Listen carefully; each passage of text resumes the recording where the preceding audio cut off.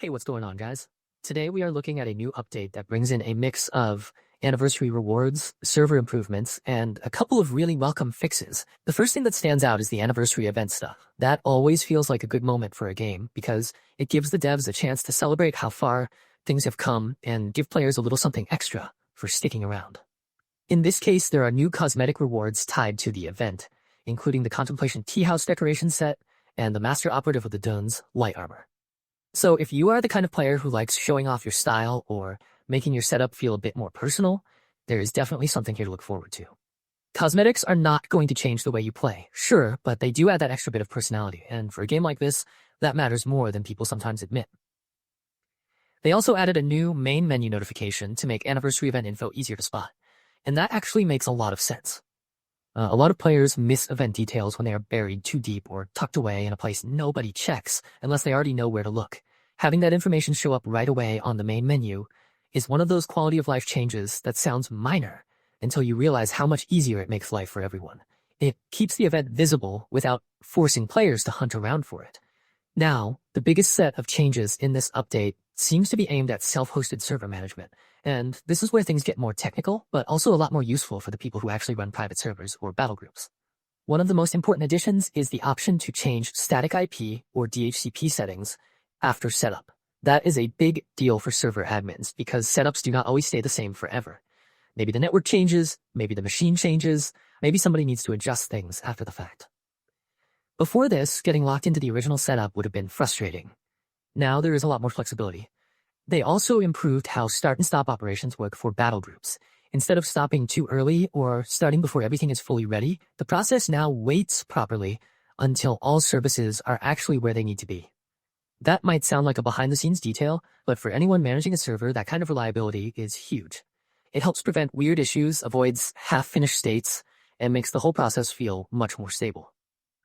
It also ties into the IP change workflow, since that apparently requires a VM reboot and a full battlegroup shutdown. So this adjustment is doing real work in the background to make sure the rest of the system behaves the way it should. Another fix that should save people from a lot of headaches is the DHCP issue. Sometimes DHCP could overwrite a static IP with a different one, which would obviously create connection problems.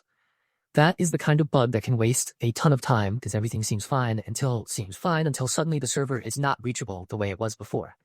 Fixing that means server setups should now be much more dependable, especially for anyone relying on a stable address. There is also a nice improvement around the IP that battlegroups advertise to players. Before, that setting was only available during setup, which was pretty limiting if things changed later. Now it can be adjusted after setup, and if a public IP option is used, the system can refresh that address automatically on battlegroup start or restart. That is a practical change, not a flashy one, but it is exactly the kind of thing that makes server administration less of a headache. It keeps things current without requiring constant manual intervention. They also moved some of that broadcast IP logic inside the VM for Linux use, which sounds like a backend cleanup that should help the system behave more cleanly in the environments that need it. Again, this is not the sort of thing most regular players will notice right away, but for the people running these setups, it is the difference between something that feels like a constant workaround and something that finally behaves the way it should. Another solid addition is the battlegroup edit options for the director. That now lets users adjust settings like minimum servers for each map, and those settings will stick even after battlegroup restarts. That is a really handy one because persistence matters a lot when you are managing server behavior over time. Nobody wants to set something carefully only to have it reset later and force them to do the same work again. Having those settings survive restarts makes the whole system a lot more trustworthy. And then on the bug fix side, there are two clear ones worth calling out. Event notifications now display in the player's local time zone, which is exactly what they should have been doing in the first place. That kind of fix matters because time zone confusion is one of the easiest ways to make event timing feel off or miss things completely.